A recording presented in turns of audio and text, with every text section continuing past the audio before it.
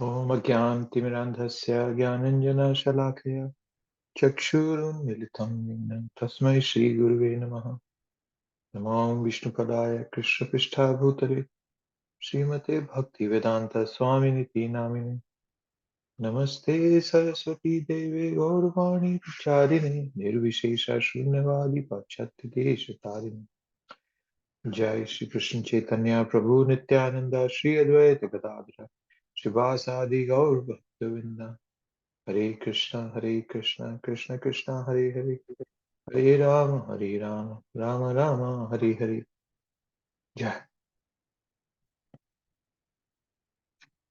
Okay, so we're starting the 16th chapter today, title as The Divine and Demoniac Natures. So as the title suggests, we'll be going through a broad description of divine and demoniac nature. So primarily it's mostly demoniac.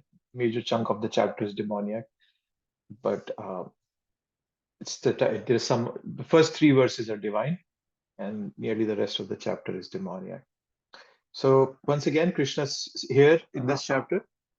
He starts speaking without any question from Arjun. It was towards the end of the 14th chapter that Arjun had asked a question, last question. Right? And where's that? So we'll go through this. So what in the 13th chapter, verse number 1322 was desire to enjoy, right? There was this desire. So Purusha Prakriti Stohi Bhukte Prakriti Jan Guna. So there was this desire to enjoy. So there was a seed. There was a seed verse, seed chapter actually. That's where the seed is laid. That what is the seed is to enjoy. Okay. And then after that comes the 14th chapter where we're talking about watering the seeds. So what is watering the seeds? The gunas. Sattvam Rajastama iti Guna Prakriti Sambhava. So the Prakriti, this whole nature, is existing because of the three gunas. So that was the watering the seed part. Then we came to the 15th chapter. There was a story, or not a story, a mention of the inverted tree. Urdhva Mula Madha Shakha Ashwatham Prahuravyayam. Chandamsi Yasya Pranani Yastam Veda Saveda. So there's mention of the inverted tree. So now there was a seed, the seed was watered, and the tree was fructified from it. But the tree is inverted because it's a perverted reflection of the material world. Then this chapter that we're going to talk about today is the extremes of that tree. Okay, one end of the tree is Brahma, which is divine. Other end of the tree, the lower end of the tree, is all demoniac people. So depending on what karma we do, we can go lower on that tree or the higher on that tree. So we'll read this chapter today. We'll do this chapter 16, the extremes of the tree. Right? Daivi and Asura. So Daivi Asura Yoga is the name of the chapter. Daivi Asura Yoga. And then when we go to chapter 17, that'll describe who are the people who are in the middle of the tree. Okay. Arjun will ask a question. Ye Shastra Vidya Murche Jajante Shraddhanita. Tesham Nishtha Tuga Krishna. Sattvam Rajas Tamai. So there he'll ask that, okay, you told me about divine demoniac. That's clear. But what that people have some sort of Shraddha. What about them? So Krishna will talk about them in the 17th chapter. Okay. And the 18th chapter is once again a summary kind of the whole Bhagavad Gita. So this is the flow of the jnana section that we are doing right now. Okay. And so let's go to the verses. Or no, even before we go to the verses, okay. We'll go back to our the three categories that we're going to talk about. Okay, so it's being titled as dog. Okay, so the first part is, and the reason that we have a dog acronym is because dog is an unpredictable animal, right? It's supposedly the man's best friend, but then it can also attack us unprovoked. So this is a contradictory behavior. It's a sign of Kali Yuga. Okay?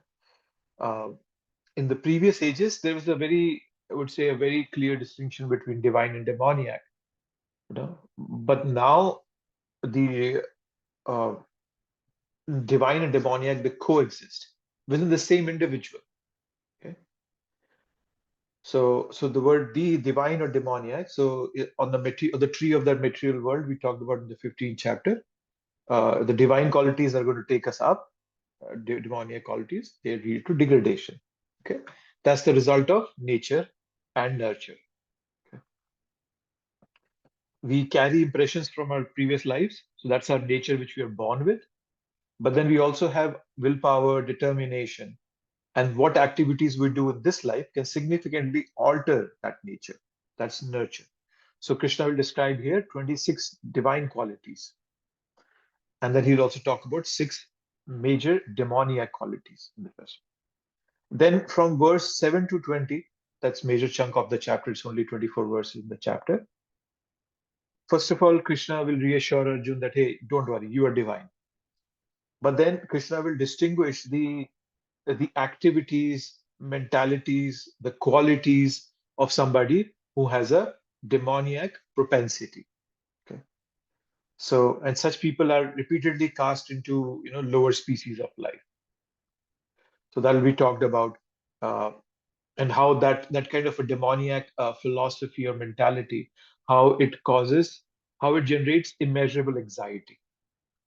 Okay, so that's going to be discussed here. And the last section, G, is gates to hell. Krishna will talk about the three gates to hell. Kama, Krodha, Tatha, Lobhas.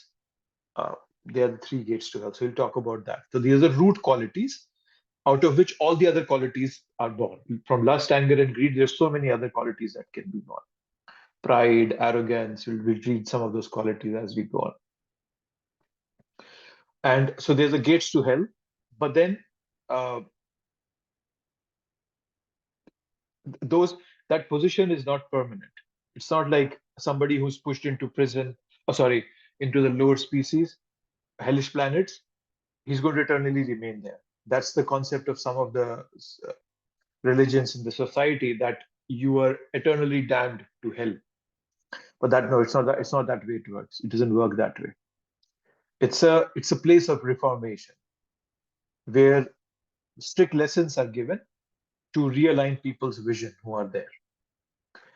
So that's the purpose of hell, hellish planets. So so yeah, so that's the G part. Okay. So, and it seems as if Krishna is partial to divine people. We see that all the time in Srimad Bhagavatam, to an extent that Parikshit Maharaj even asked this question in the seventh chapter canto. When the seventh canto starts, he asked this question, that how is it that God is impartial? Right? How do demigods get a better response than demons? And actually, Hiranyakashipu also is under the same. He also under the same impression when Hiranyaksha dies. He says, "Oh, Vishnu is supposed to be impartial, but now he's taken the size of the demigod, side of the demigod. So I'm going to kill him. I'll chop off his head, and so on and so forth." He says such things. So Sukadev Goswami, he explains in the Srimad Bhagavatam seventh canto that God is impartial, but like in a class, if one is attentive, he gets more knowledge from the teacher. We are taking in what attracts us. So it's not that God is impartial, it's just that whether I'm receptive or not is the question. The receptivity is something that I can develop. As a human being, we have this we have this quality that we can develop uh,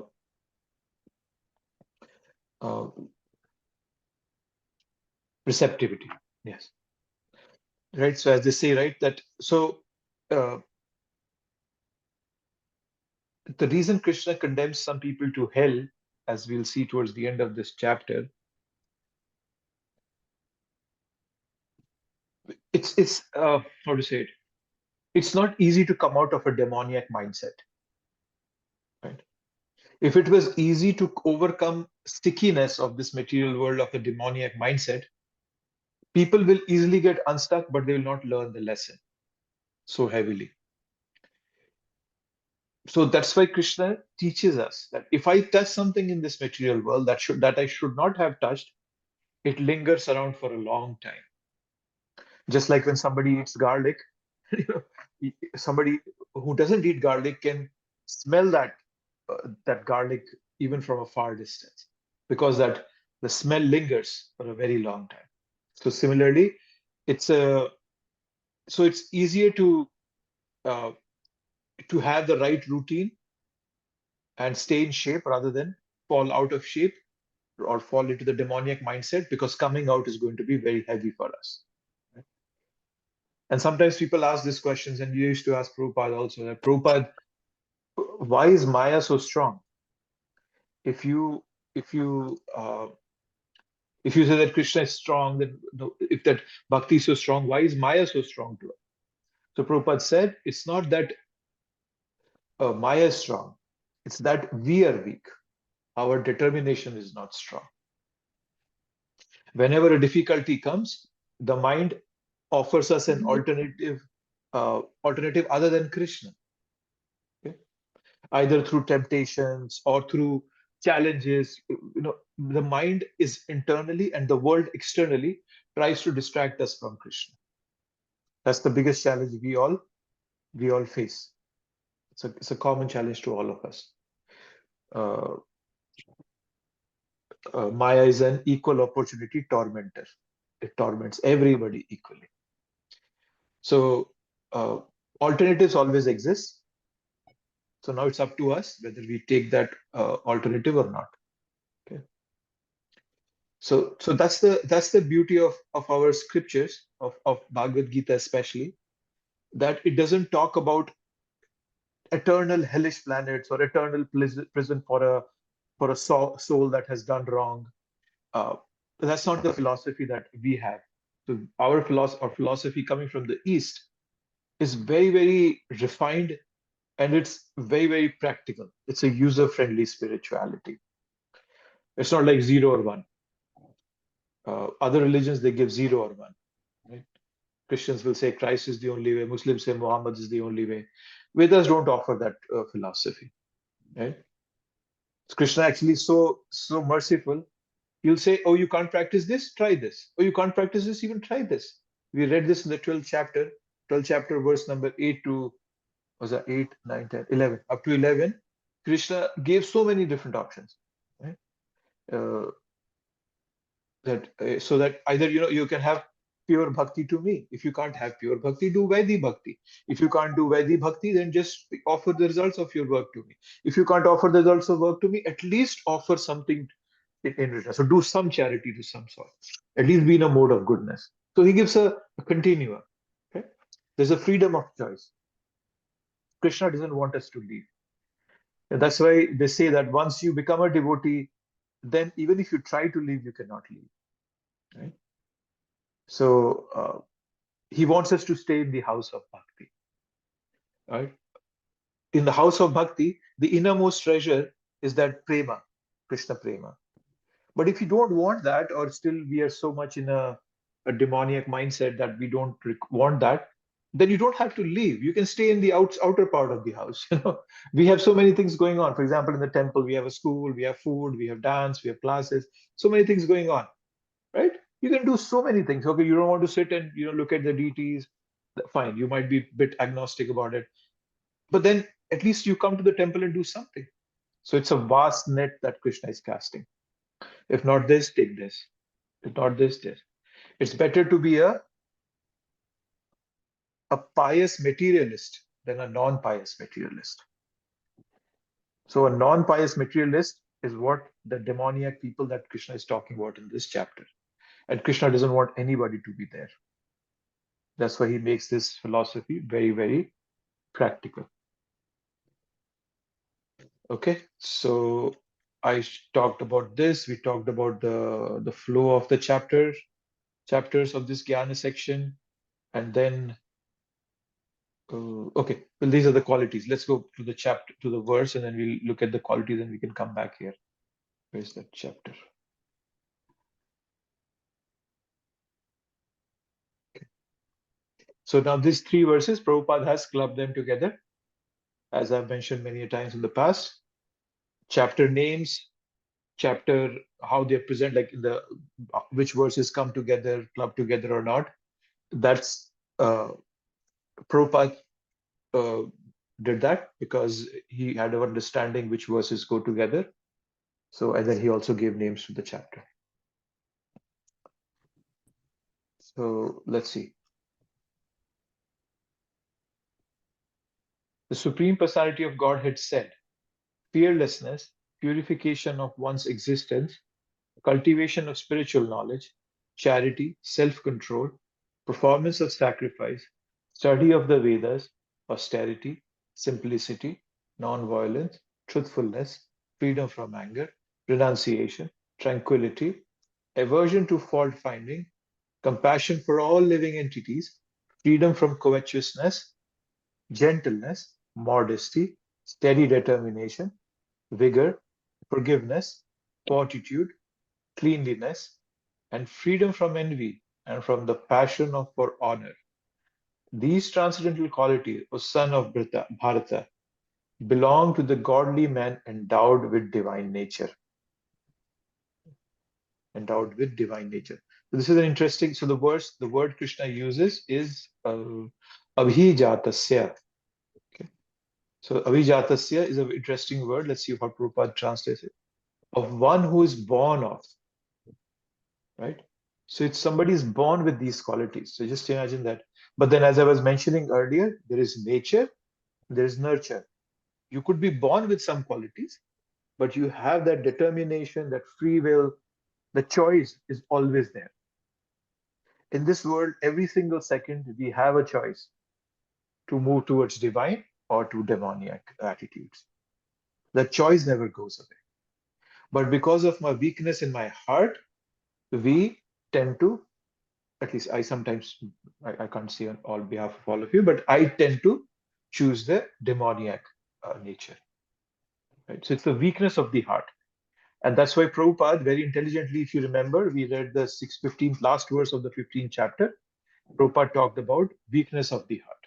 And what is that weakness of the heart? Prabhupada very clearly told us. The first fall down is caused by the desire to lord it over material nature. That's the first problem we have, that we want to lord it over material nature. There is this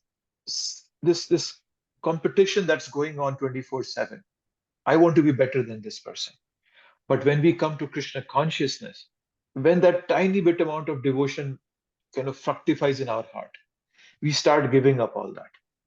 Because I don't want to compete with anybody. I'm Krishna's. What do I have to compete anybody for? I'm Krishna's. I'm the son of the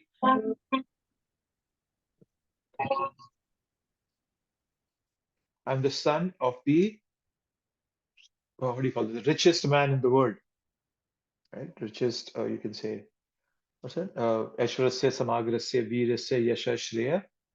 Those are six qualities that Krishna has in full. So I'm the son of Krishna. What do I have to compete for in this material world? Krishna will take care of me. When that thought, blossoms in our heart, then that anxiety goes away, that fear goes away. So that's the first fall down. And the second fall down, Prabhupada tells us, is that one increases the propensity to lord it over material nature. So one is that we have the desire to lord it over, and then that propensity keeps increasing. We keep increasing that propensity, and that basically comes from that's the concept that is being discussed here, is of a divine and demoniac natured people. So that's the biggest challenge we have. That uh, we only think of weakness as in lust or envy or anger. No, yes, they are weaknesses, but they all, as I was saying in the last discussion, they all have a foundational reason, which is misdirected love. Because I don't believe that Krishna will reciprocate my love, I start thinking that I'm all by myself. I have to figure out all of myself. And that's where the problem begins. We lose all our strength to serve Krishna. That material entanglement sucks all our energy away. Right? That is why in the 11th canto, one of the Nava Yogendras say, Bhayam Dviti Abhivineshata Sayad Ishadapitasya Viprayo Smriti. That when does Bhayam come? Bhayam Dviti Abhivineshata Sayad. Dviti. when I think my interest is different from Krishna's interest, and I'm left all by myself in this world. So that's the problem. That's where that's the root of the divine and demoniac problems. Okay. So that's what the sorry, I think I was talking specifically about this word abhijatasya. So abhijatasya is a very important word, and Krishna will use it for both divine and for demoniac people, as we will read. So we'll talk about both of them. So we can still change. That's the important part. However, change requires courage. Once again, going back to, so it's a loop. Everything has to go back to Krishna. Otherwise, that courage also does not come in, because this world is always pushing me down. Right? This world, as in the famous was that, which movie was that? Rocky. Yeah. We had Rocky was saying that this world will keep us on our knees and will keep us there, will not let us stand up. But we need, so that was the part that he said. But we all need to go back and connect with Krishna. And then when we connect with Krishna, all that comes back to us. All these divine qualities automatically come back to us. We become fearless to take strong decisions in life. Right? I have this. I know this person. He's an African American. I was talking to him last week, and he told me that by reading Bhagavad Gita, now he's become so strong that he's ready to leave his job just because the owner of that place is a miser. He's so money minded. He's not thinking about the people who he was doing business with. So he left his job. So that's the strength you get. That's the kind of courage that comes in all of us. Okay, so that's a good amount of information about Abhijatasya. So obviously this is a very long purport. I'm not going to go through the whole purport, but surely there are some things that I'll present to you, which was in my slide. Give me 1 second. Where is that slide? Okay, so now uh, I'll show you the slide, and this slide is based on Prabhupada's purport. So, but I'm not going to go, as I said, I'm not going to go through the whole purport. Prabhupada says that these qualities that are there, he loosely defines them in different varnas and ashramas. Not all of them, but many of them. And but then towards the end of the purport, he also says that everybody should develop these qualities. So to give us an idea that how these qualities are in which ashram and varna are more prominent, Prabhupada gives this division, but overall he says everybody should develop them. So he talks of how sannyas should be fearless. Sannyasi should be fearless because he has to be fully dependent on Krishna. Sannyasi cannot have a bank account. He cannot have, I want to own a house where I can always go back and rest, or nothing of that sort. Sannyasis don't have that. So they have to be fearless. They have to purify their existence. They have to cultivate knowledge. Right? Then grastas, charity, self-control, sacrifice. Those are the qualities grastas have to have. Vanprastha, you have lived your life, grastashram, enjoyed life, earned money, family, everything. Now you're in Vanprastha, so you start decluttering your life. You start removing things that are of no use anymore.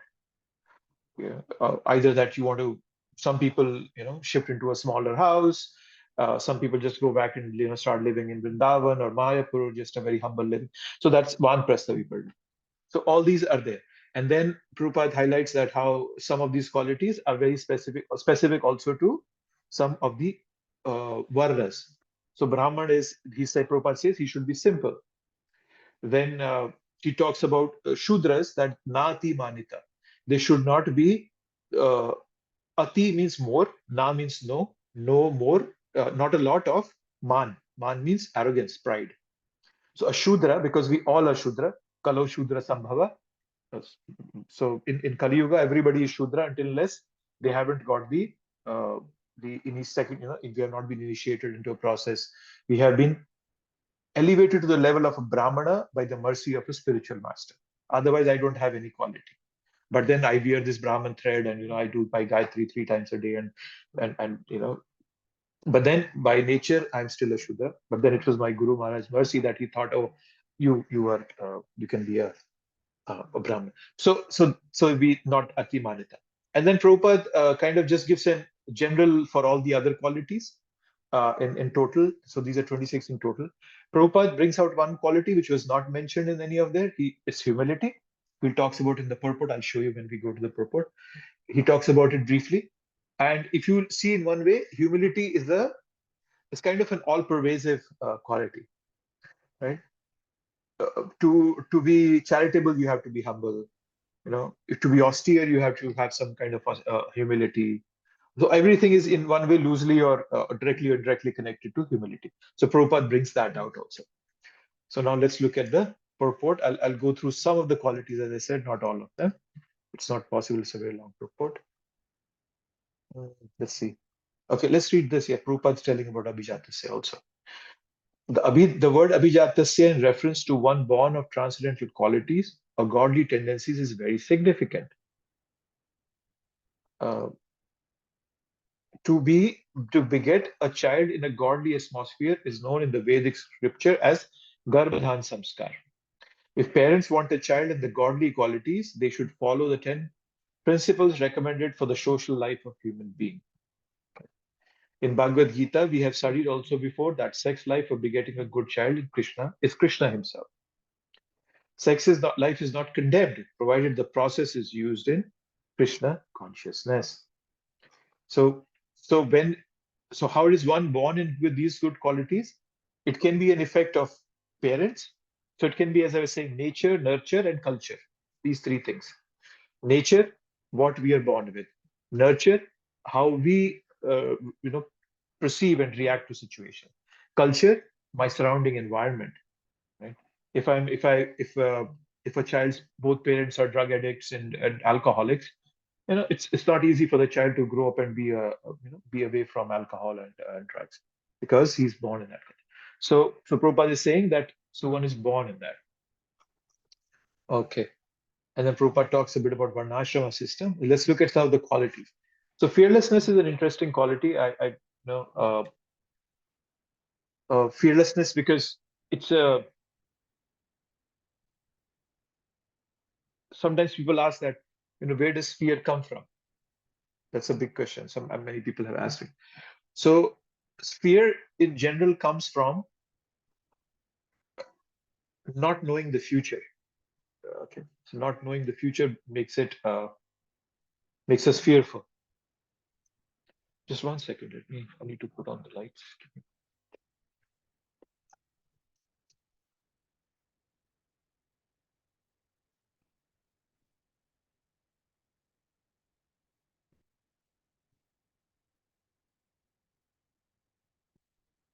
Okay. Yes. So where does fear come from? And fear, as I was saying, is coming because we are not sure about the outcome. Because a devotee is aware that Krishna is in charge of everything, devotees become free of fear and nervousness. And it's not that one day you are fearful and next day suddenly you become fearless. No, it's an advancement. Slowly happens. Yeah. And as we become more and more aware of Krishna's hand in our lives, it is possible for us to relax and have true peace. Right? We all know Krishna says, right, that he says, Bhoktaram yagya tapasam sarvaloka maheshwara suhirdam sarva bhutanam gyatva mam shantim rachati. Last verse of the 5th chapter. He says, how do you find peace? Is by understanding that I'm Bhoktaram yagya tapasam sarvaloka maheshwara suhirdam sarva bhutanam. Suhirdam, I'm your well-wisher. So don't fear. So freedom from anxiety and fear comes from knowing that Krishna is our well-wishing friend and everything will turn out okay. But then if there is a false hope that that happiness, so the false hope is that ultimate happiness is coming from material, and I can control things. So that's the source of unhappiness automatically. So whenever we interact with this world, right, uh, there is a level of consciousness in which we interact with this world and in a certain way, and then we try to judge what's happening based on a very limited perspective. That's the problem. we can expand our awareness and perspective, by which we can go beyond that plane of fear. So Prabhupada in a lecture, he said that the the frightfulness is due to unawareness of God. That's why I am fearful. Okay. And then I'm referred to that verse, right? Bhayam dvitiya viniveshata. That fear only goes away when we have a spiritual platform to hang on to. Because sometimes people say that, okay, I have knowledge that I am not this body, I'm a soul, and aham brahmasmi, and I don't need Krishna. But then Srimad Bhagavatam teaches us, no, that doesn't work that way. Narada Muni says to Vyasadeva in the first canto, in the 5th chapter in his instruction, Neshkarmyam api achutta bhava varjitam, nashobhate jnanam alam niranjanam. Right? Neshkarmyam api achutta bhava. Neshkarmyam means cessation of material activity. Right? Cessation of material activities cannot save you. The living entity must find a superior shelter on the spiritual platform. Otherwise, we'll always fall back into this world. That's why Prabhupada gives an example of so many people that they left this world, kind of renounced it, but then they came back again. So that's the challenge. So that's why fearlessness, to come to a state of fearlessness, is only possible when we're fully dependent on Krishna. Otherwise, there is no way. There is no way. I'm reading this book, Chasing the Rhinos by Shyam Sundar Prabhu. I'm reading the first volume. And when Mukunda Maharaj, when he was Mukunda Prabhu at that time, when Mukunda Maharaj, when he met Shyam Sundar Prabhu before his initiation, told him about Prabhupada. Shyam Sundar Prabhu was doing all sorts of things, stealing, drugs, and whatnot. And when he came to know about Prabhupada and Prabhupada's philosophy, he just fully depended on Prabhupada. He said, okay, he's going to show me a path now. He's like my father. Okay. And he suddenly became fearless. And he said everything will just fall off automatically. And that's what we see in that book, that he automatically gives up everything, smoking, drugs, and all that. Everything goes away automatically. Because he fully depends. So not just Krishna, depending on one of Krishna's pure devotees will have the exact same effect which we will have by depending on Krishna to bring fearlessness into our lives. So that's enough about fearlessness. Okay. Then the next one is, let's see what is the next one. Purifying his existence. Okay, that's the next one Prabhupada talking about.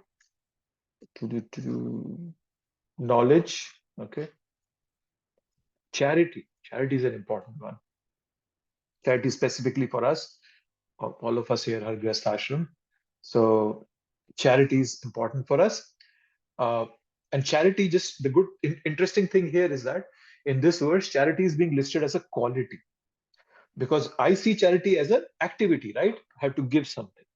But then it's more than an activity. It's a quality, Krishna is telling us. It's an inner disposition that expresses itself in charitable activities, right? So that's the thing. That's why Krishna, what was that? In Rupa Goswami, in the Nectar of Instruction, tells us, what is the fourth verse? What does he tell us? Anybody remembers about charity or giving and receiving? Fourth verse.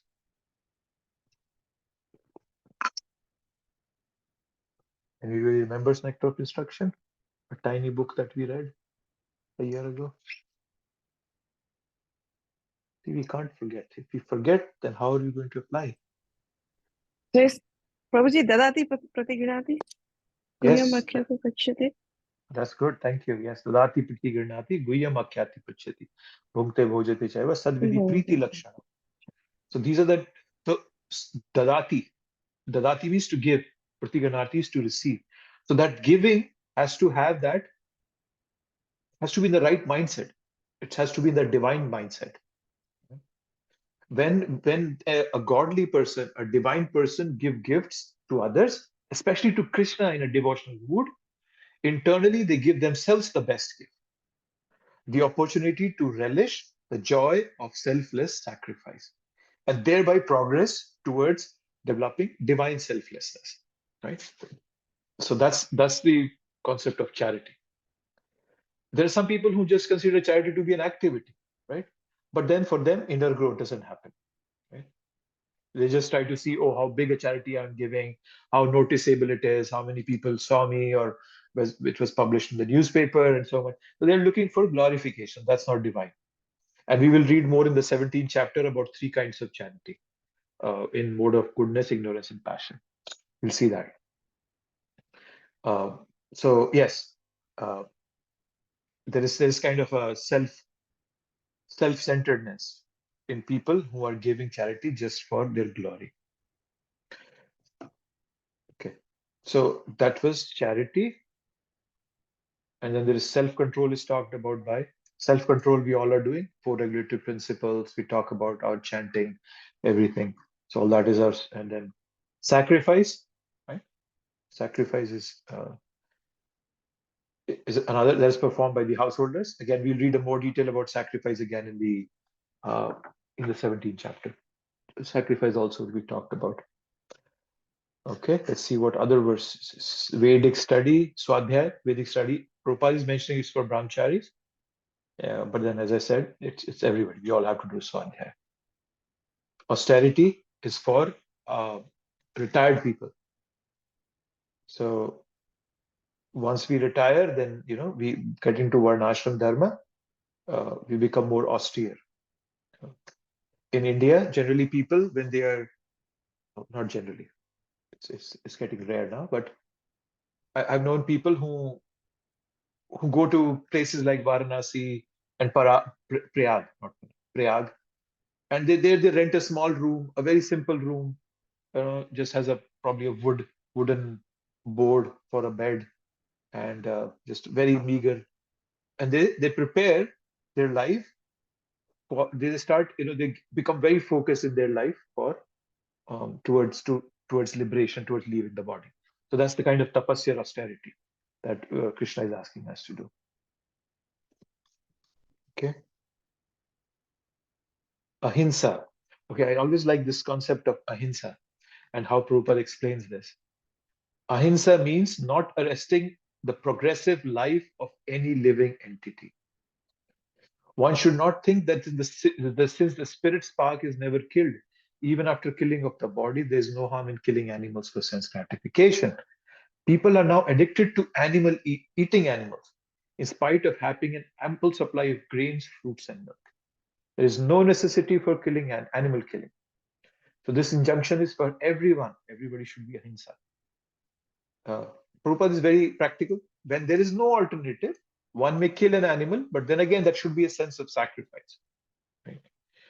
So that's real ahimsa, means not checking anyone's progressive life. This is a very good statement that I like. Not checking anyone's progressive life. Many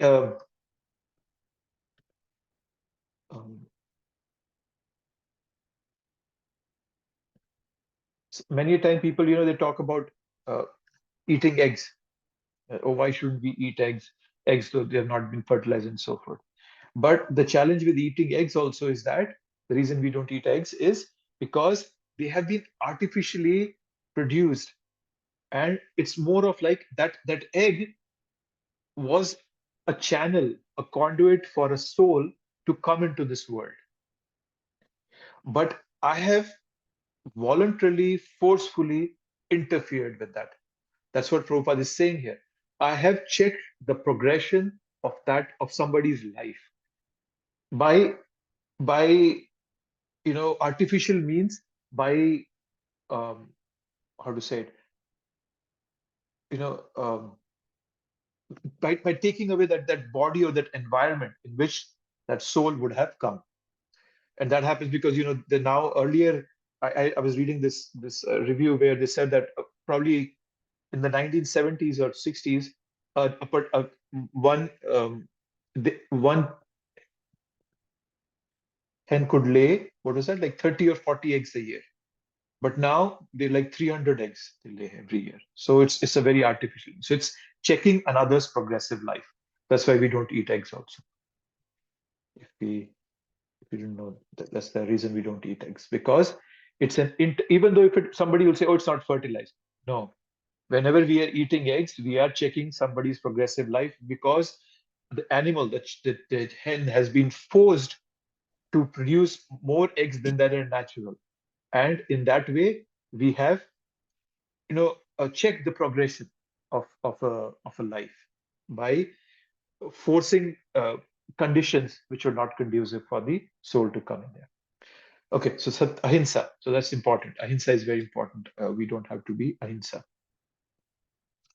Then what's the next one is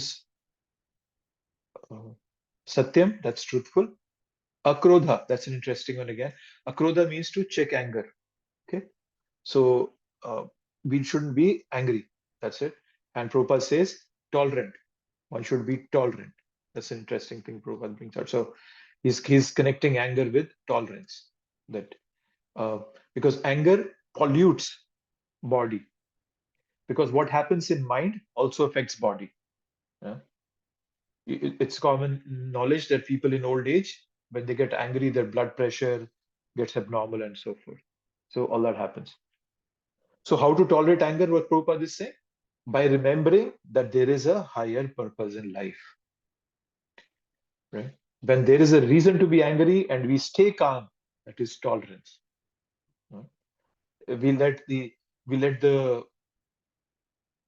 we don't worry about the small things in life so that we can focus on the bigger items, bigger ticket items in life. Right? Obviously, it goes without saying that tolerance needs to be balanced by vigilance.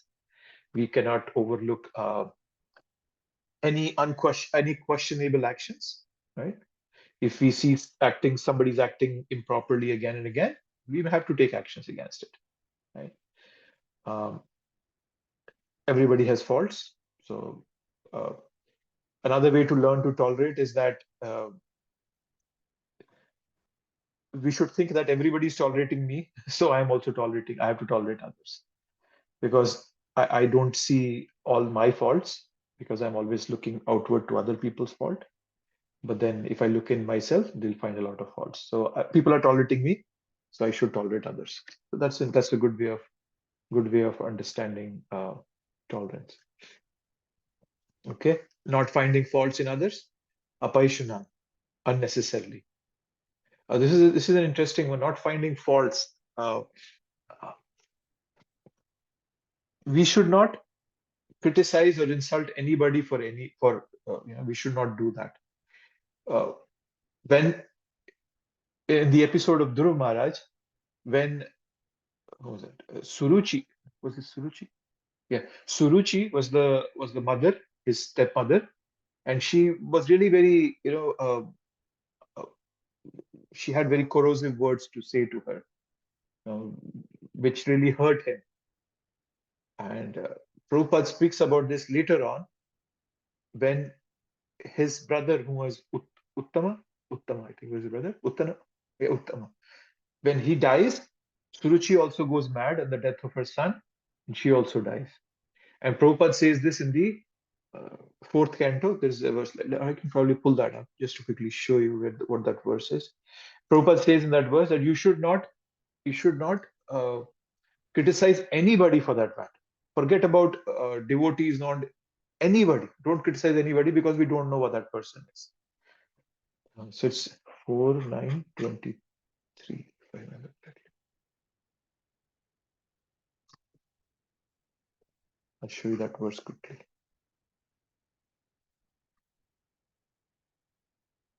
Yes, let me share this.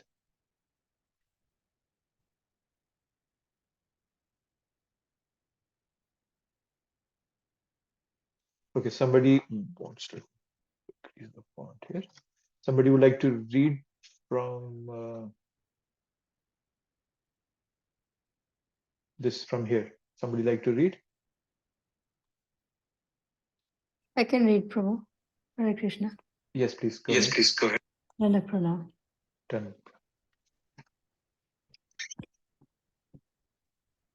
Dhuvan Maharaj came to the forest to search out the Supreme Personality of Godhead. with the reversing spirit against his stepmother. The stepmother had insulted Durva, who was not the ordinary person, but a great Vaishnava. An offense of the lotus feet of the Vaishnava is the greatest offense in the world.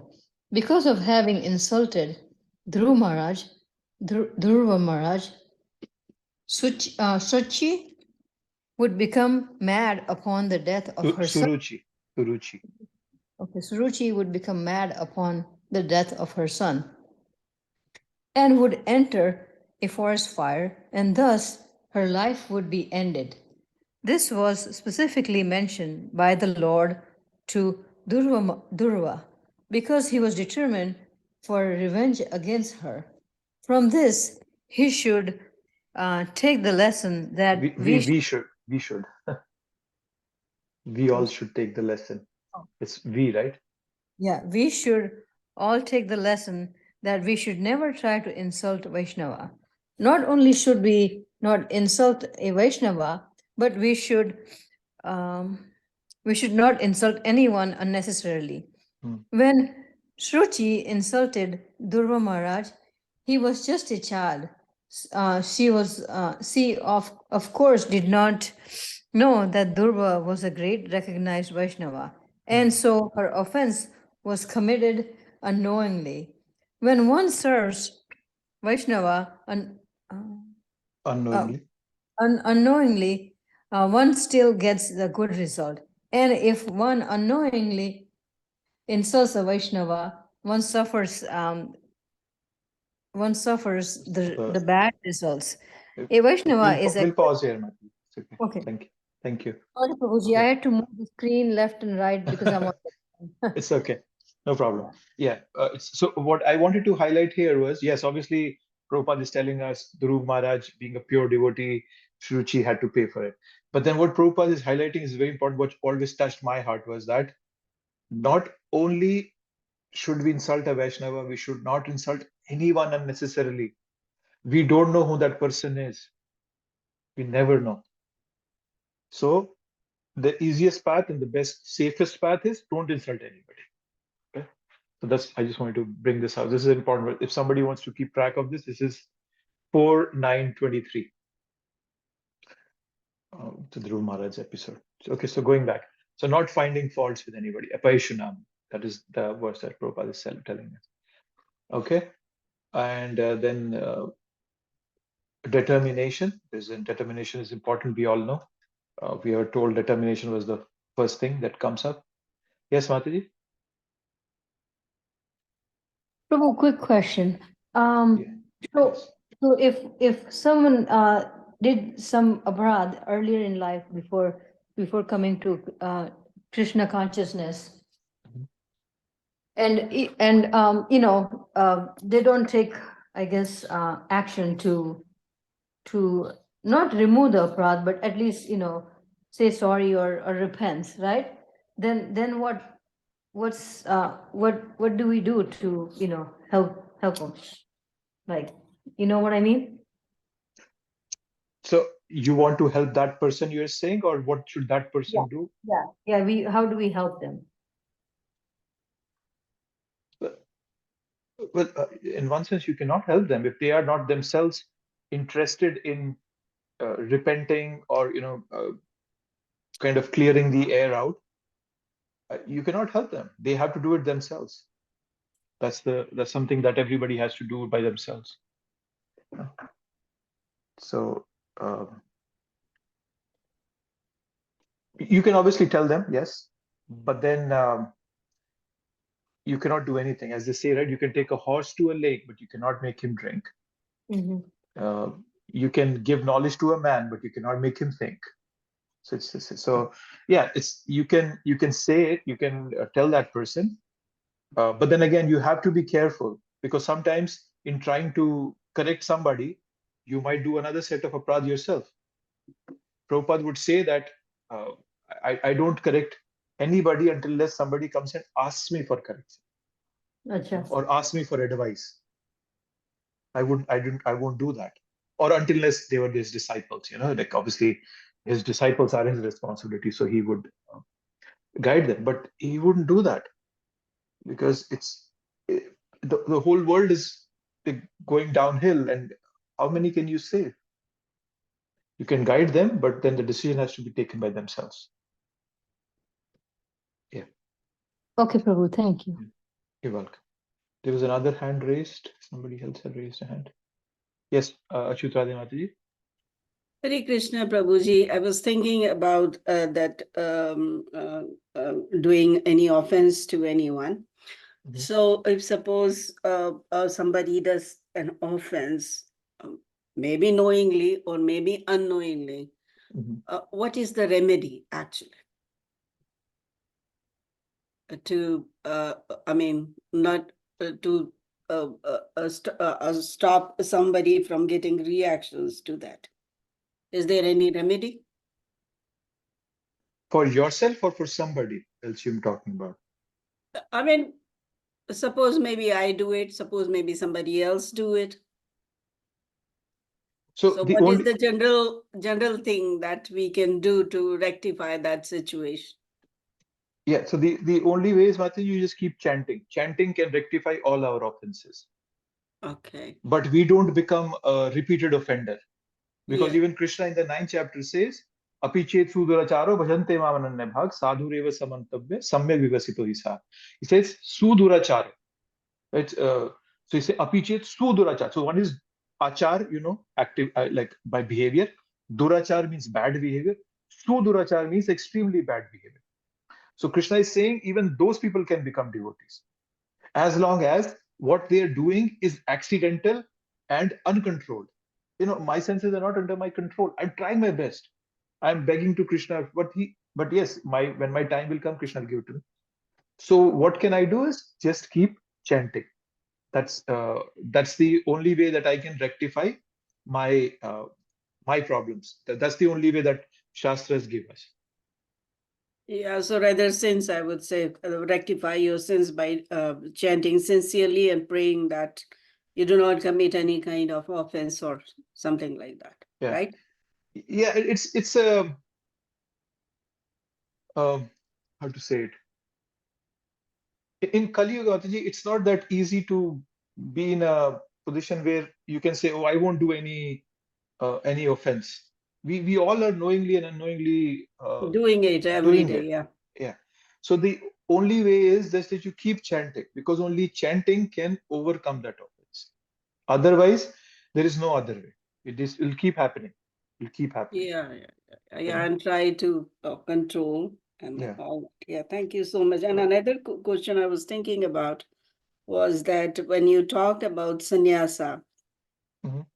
and that is after the retirement life. So many of us, after the retirement life, we live in a home. And yeah, of course, we have some kind of positions. So with that, how can we still remain a sannyasi? Like we have the positions, we have the home, we have all the luxuries around it. So how can we establish ourselves as sannyasi within that small atmosphere? Okay, that's a good question, Mataji. So, Mataji, the word sannyas, if I give you a literal meaning, at least to my knowledge, literal meaning is a person who knows how to use everything in the right way. Okay, the sun means complete, and ayas means that who knows everything, how that's to be used in the completely perfect way. So that's the sannyasi. And what's the complete way of using everything? It's for Krishna's service. So when you are living in a house, let's say you're living in your own house, you can also become a sannyasi. Sannyasi is not just, yes, obviously the the social structure. Sannyasi is the one who wears a orange robe, and he's wearing that tridandi sannyasi as a stick and so forth. But if somebody is using his whole life for Krishna's service, that person is also a sannyasi. There are so many Prabhupada disciples, very elevated, pure devotees, who are grhastas. They have a family, but then they are fully sannyasi because they are using every single moment of their life for Krishna's service. They are no different than sannyasis. Wow, that's really great to know, actually. So that means the age is not a bar. At any moment, we can have that sannyasa within us if we are dedicating everything Yes. in the service of Krishna. That means we are sannyasi already, if we We are are doing. already sannyasi. Yes, Matli. And Okay, like I got it. our, I was wondering because, yeah.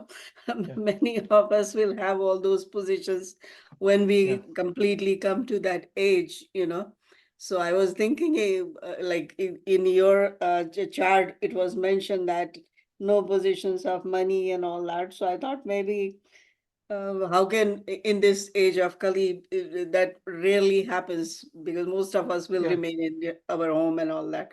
That's why I asked that question. So thank you for clarifying that. You Really can be a appreciate. sannyasi staying at home, Matli.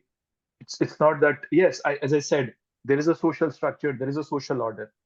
But then if you look at the exact meaning of the word sannyas is to use everything for Krishna's service. If you are doing it, you're a sannyasi. You know, Yeah, Vaisheshika Maharaj, he's yeah, he travels all over the world. yeah, He's if you see his schedule, you know, he wakes up at 3, he's having a meeting with somebody in India at 3 in the morning. Then he's doing a class at 5 in the morning. So the whole day he's using for Krishna's service. yeah, yeah. He's a sannyasi. Yeah, But he's a real sannyasi. yeah, Yeah, so he's a real sannyasi. And similarly, there are other Maharaj who are actually sannyasi. His Holiness Radhanath Maharaj, His Holiness Gopal Krishna Maharaj. They are also using their life. Every single moment of their life is fully dedicated to Krishna. yeah, They are correct, also correct. sannyasis. Yeah, So it's a more of a mindset, a change of heart that has to happen to become a sannyasi. yeah. Man se vairag, man se sannyas hona Yeah, chahiye. yeah. That's right way of putting it. Yeah.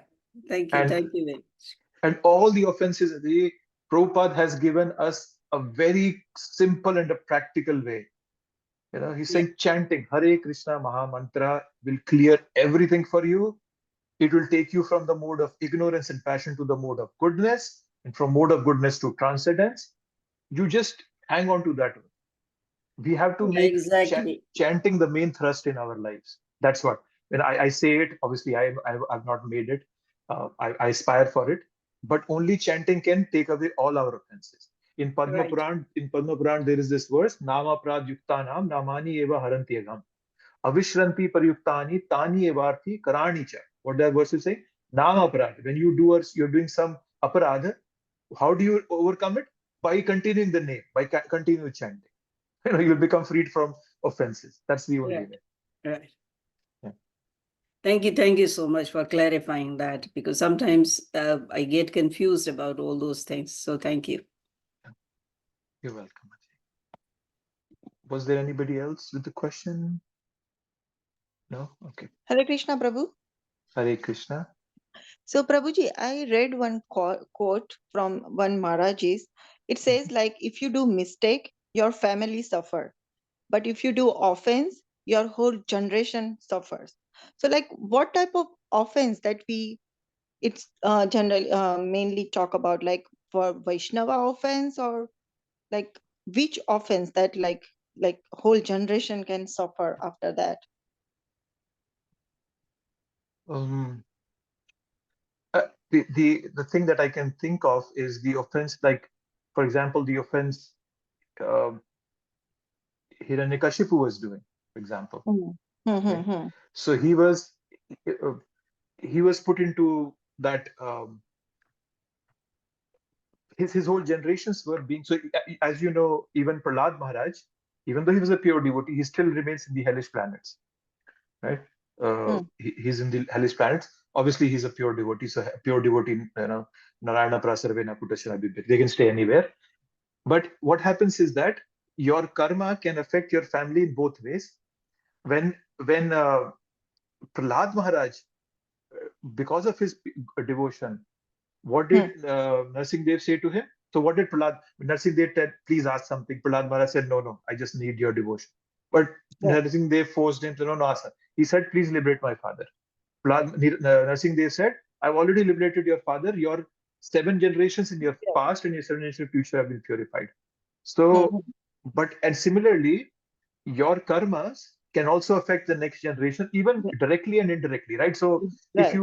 if let's, for example, I am a I'm a drunkard and alcoholic. I just use all my money for that. There is nothing left.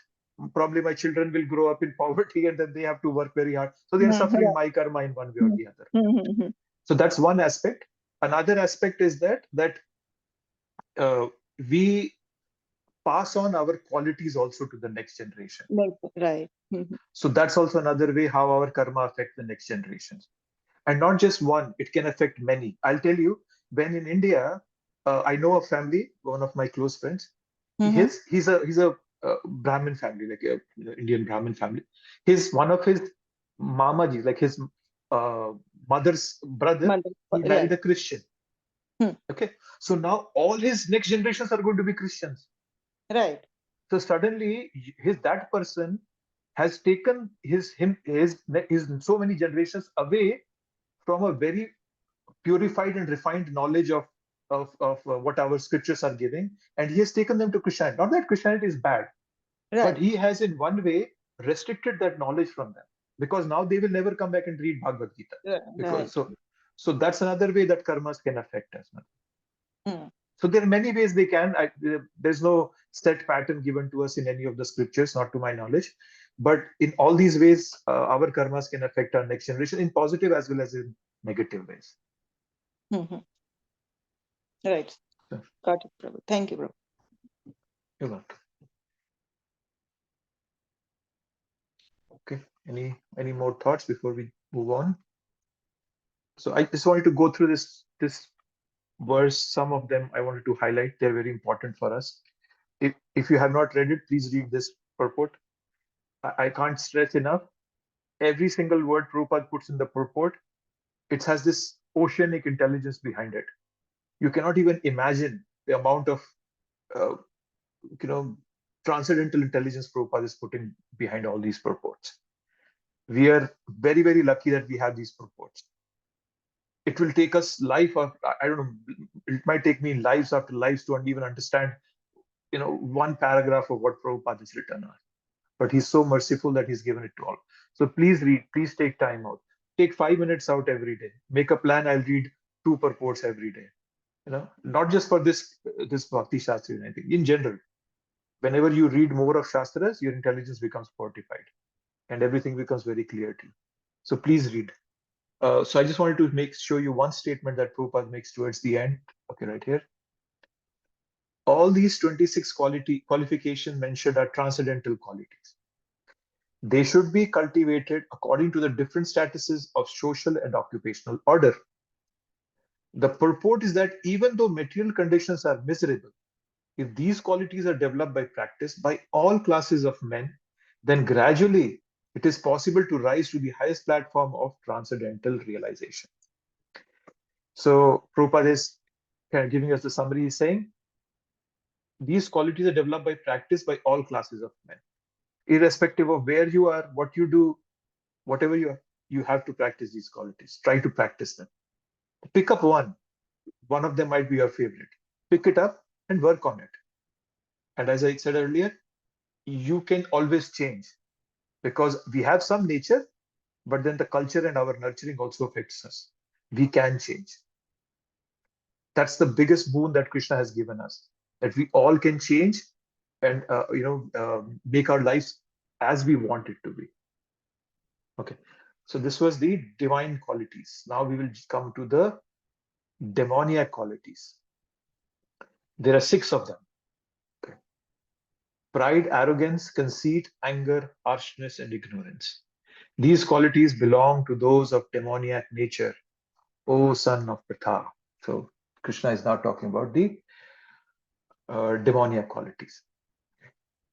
So now these words, they sound similar, but then there is a difference of degrees in all of these words. Okay. So pride is an internal feeling. Okay, it's an internally directed. Pride, how to say it? We read in the 13th chapter, right? There was amanitvam and adambhitvam. It was humility and pridelessness. So in a negative connotation, pride refers to a foolishly and irrationally corrupt sense of one's personal value. I'm overthinking my status, my accomplishment, and all that. Right? But the good thing is pride can also have a positive. It's not just that pride is always negative. Sometimes pride can also be, in a positive way. When we come to the nectar of devotion, there's a chapter where Prabhupada talks about the pride of the gopis, and then there is a mention of the pride of Bilva Mangal Thakur, because Bilva Mangal Thakur had poked his eyes, he had blinded himself, and he wanted to go to Vrindavan, and he didn't know how to go there. So somebody in the middle, a boy who held his hand and took him to Vrindavan, and the boy was Krishna. And when they reached Vrindavan, Krishna left his hand. And Bilva Mangal Thakur said, "No, no, please don't leave my hand." Krishna said, "No, no, I have to go. My mother is waiting for me." So then he quotes a verse. He says a verse. He says, "My dear Krishna, you are leaving me forcibly, getting out of my hand. But I shall be impressed by your strength only if you can forcibly go out of the core of my heart." So that's a feeling of pride in ecstatic love for Krishna. So I think I just got off track there. But so I was saying that pride can also be positive, not negative. Okay. And an arrogant person, so is pride. Arrogant person is somebody who exaggerates his or her importance and ability. So that's an arrogant person, right? Arrogance is more like an external behavior, right? So that's an arrogant person. Conceit.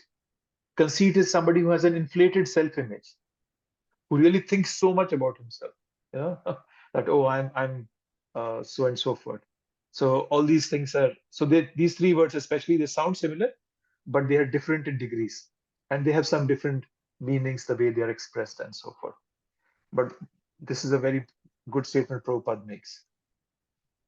Royal road to hell is described. So the demoniac want to make a show of religion and advancement in spiritual science, although they do not follow the principles. They are always arrogant or proud in possessing some type of education or so much wealth. They desire to be worshipped by others and demand respectability, although they do not command respect. So respect is always earned. You cannot command respect. Right? Once again, the word Abhīṣṭa-dohaṁ was used here by Krishna. Here. And the same Prabhupada is highlighting. These demonic qualities are taken on by them from the beginning of their bodies in the wombs of their mothers. And as they grow, they manifest all these inauspicious qualities. We have so many examples in our scriptures. Hiranyaksh, Hiranyakashipu, they had these qualities, and as they grew old, they started demonstrating those qualities. So all of them. So this is pride. So once again, look at, so I think the verse is also an interesting one. I like these words. Dambho darpo abhimanascha krodha paurusham evacha ajnanam. So there is dambho, darpo, abhimana, krodha, parusham, and ajnana. So these are all these verses. So dambha, Prabhupada is saying, one who doesn't have good qualities but want to parade them. Darpa, he has good qualities, but still he wants to parade them. So there's different. Somebody doesn't have good qualities, but still wants to show them. He wants to pretend that I have those. So that's damba. Darpa is that person has good qualities, but then he's also showing off. Abhiman is when one wants man. I want respect and pride and all that. And krodha is anger, as we know. Paurusham is anger expressed in speech. The speech can be insensitive, it can be hurting, sarcastic. So that's Paurusha. And then Ajnanam, we know ignorance, we know that. So these are the qualities. So Prabhupada is saying royal road to hell is described. Was there I thought I had a slide somewhere for this. Let me see. Yeah, so the 6 qualities. And here I have specifically mentioned which one is what. Dambha, Darpa, proud, and so there are 6 of these qualities that Prabhupada, that Krishna has mentioned. Okay, so so this is the 4th verse. Let's come to the 5th one. Now Krishna is telling us that these transcendental qualities are conducive to liberation, whereas the demoniac qualities make for bondage. Do not worry, O son of Pandu, for you are born with divine qualities. So now Arjun is thinking, how does this apply to me? Where do I stand? So Krishna is clarifying it for him. Arjun, don't worry, you are divine. Okay. Sometimes people question this. Oh, how can Arjun be divine? He was violent. No? But violence is not bad in itself. Only unwarranted violence is bad. Fighting for dharma is not bad. Even Krishna has to do violence. He says, Vinashaya cha dushkritam. No, I have to do that. Vinashaya cha dushkritam, dharma sansthapanartha hai. But I have to establish dharma, I have to do dushkritam, vinasha of dushkritam. So, doing one's duty is not considered to be demoniac. That's it. So,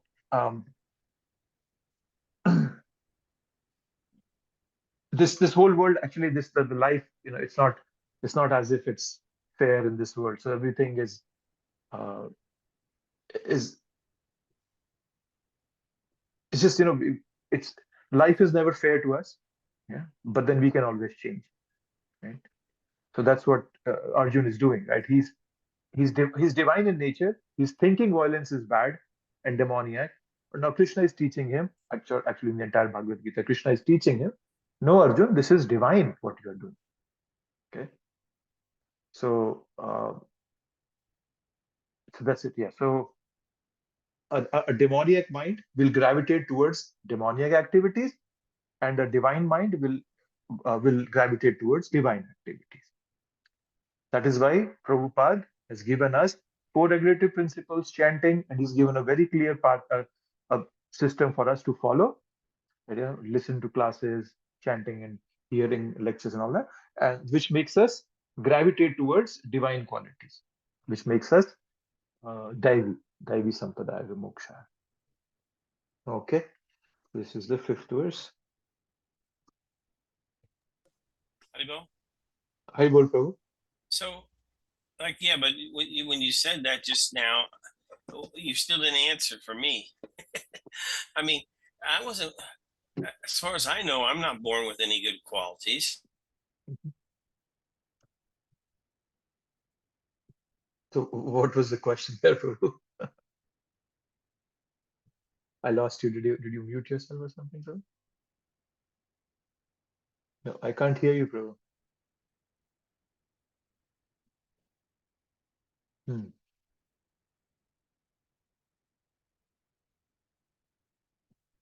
Thank you, Jan Prabhu. I lost you. Oh, I think you dropped off. Hare Krishna, Prabhu. Hare Krishna. Oh, I lost Okay, let him ask then. Yes, Sankirtan Prabhu. Please go ahead. I was just saying that I don't know what happened to my computer, but anyhow, if I'm not born with it, I mean, it's real nice to hear Krishna say, "Oh, don't worry, Arjun, you're born with it." Well, yeah. Well, what about me? What about me? I mean, you in a way you were leading to the point that yes, if you make the right decisions and you follow this path as it's charted out, those qualities will come too. So maybe, I mean, what is Krishna doing saying that to Arjun? What is that supposed to? It's just part of the conversation saying, don't worry, it's okay, you don't have that, or I mean, what's that meaning for me? Well, see, Prabhu, Krishna is telling him that you have divine qualities. When we talk of us, our divine qualities are coming from our guru. Uh-huh. That's the way to at least I understand it. Yes. Yeah. Okay. And not just they are coming from our guru, the strength to follow them also comes from our guru, and not just the strength to follow them, to kind of, when we fall down, to get up again and continue walking on that path. Everything is coming from our guru. So in one sense, I am useless. I agree. I'm useless. But then something in me keeps telling me, no, Prerna, yes, you are useless, but your guru is a perfect devotee. He's an Uttam Adhikari. So he can pull me out, right? I just give you an example of Sam. What was that? Oh my God, my words. I sometimes forget the names. chasing the rhinos, right? Shyam Sundar Prabhu. He would think that same thing, right? That he was involved in everything. It was stealing, drug addicts, and whatnot. They both, he and Malti Mataji. But then now they are the purest of the devotees. You see them, and their faces are effulgent. Where did they get that from? From Prabhupada. Just because they surrendered to Prabhupada, all the qualities came into them. That's the beauty of the process that we have been given. So when we do everything we do, right? Like you are offering arti, when we are offering artis, we are acknowledging the divine proprietorship. We are very prayerfully performing them, and we are requesting Krishna for the divine energy to flow to us. Right? So everything comes through us. It comes. It's a descending process, as we are told. It's not like I can raise my hand and pluck the fruit of bhakti from somewhere. That never happens. Right? It happens when I surrender. That's where it begins. Sorry, your question was very deep, Prabhu. My answer was not that. No, I understand. I can see it. I mean, and then, I mean, he's born with it. So he was just clarifying something, but at the same time, all of a sudden I'm thinking, yeah, well, I'm not in this for you, Arjun. I'm in it for me. so what happened? What's in it for me? I mean, that's why I joined. What's in it for me? Well, when you find out what's in it for you, you can't compare it to anything else. And so you take to the path, I mean, that's the normal thing of a salesman. He has to see that what the customer's looking for, But I mean, but sometimes when I see certain things, as soon as you said it, I said, well, okay, what about me? So thank you. No, I can understand that, but I just was, because I'm always trying to wonder why Krishna says what he says or why he does what he does, because it gets deeper and deeper with Prabhupada's purports too. But thank you. And it's not just that, Prabhu, that somebody has divine qualities and they never fell down. We have a story of Ajamila in front of us. Ajamil knew scriptures, yet he fell down. So it's eventually Krishna's mercy that pulls us out. Right? That's the thing. A mercy can elevate us, liberate us. That's the potency of mercy coming to us through Krishna. And as Prabhupada says in one of the verses in the second chapter, the Guru is a transparent medium. What that means is that the Guru is a transparent medium for the mercy to flow through. He's so merciful and he's become so pure that Krishna is using him or her as a channel to pass mercy to somebody else. Right? So it's all boils down to our Guru. Prabhu. And that is why Guru gives us all these ways. Hey, do this, deity worship, do this service, and all that. So Krishna's mercy is always available to everybody. Everybody has that option to develop divine qualities, but then we need to tap into it. As I was saying in the beginning, I'm not sure if you had joined by then, we have nature, we have nurture, and we have culture. So when you say you don't have qualities, that's probably might be your nature. That's only a fraction of your entire existence. But then you're nurturing, how you reacted into it. You went and surrendered to Prabhupada. You became a pure devotee in that process. So all those qualities manifested. And the culture, you very voluntarily accepted a culture of bhakti. You surrounded yourself by devotees, and that's how Krishna's mercy came into you, and all those divine qualities manifested in you. We all have those qualities inherent in us, right? That's what Prabhupada tells us. Bhakti is not something that you take from somebody. That's something that you can rejuvenate. It's like cleaning the mirror. That's it. It's not like somebody comes and gives it to you. Hey, Premnam, okay, now this quality is yours. You take it. No, it's already there, but the Guru cleans it up and is very merciful. Okay, I'll stop now. I'm talking a lot.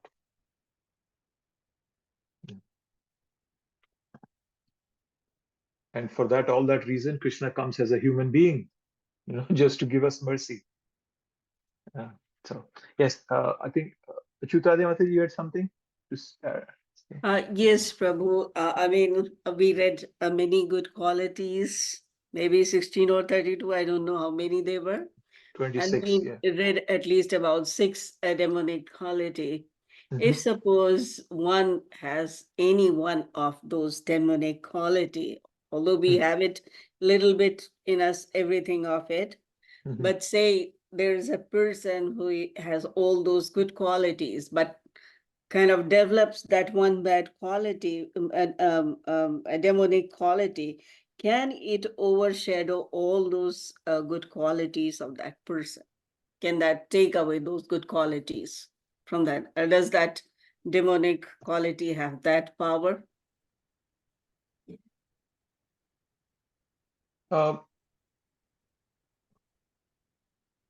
Yes, I would say it has that power. It can blind you. Excessive material engagement blinds us to spiritual development. That's what happens. When we are too excessively involved in this material world, even though we have that spiritual quality in us, it gets covered. That's the problem we all are facing, right? That's the problem. That my spiritual nature has been covered because I am so intensely focused towards this material world. Let me rule over it. Let me control it. Let me have more of it. Let me try to extract the juice out of it and enjoy it. With all that focus towards this material world, I have that has overshadowed my divine quality. So yes, if that's why Prabhupada says, any of your one senses can take you away completely if you overly become involved in that one sense. That is why we are always told to control our senses, to balance it. That's what Krishna says in the 6th chapter. Balance it. He's not telling us to completely nullify it. Balance it.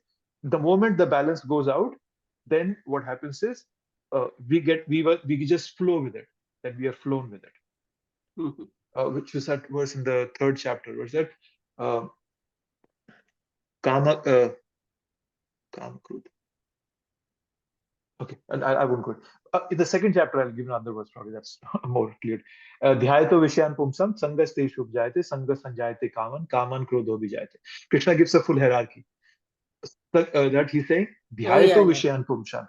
I think it's the 62 and 63 one.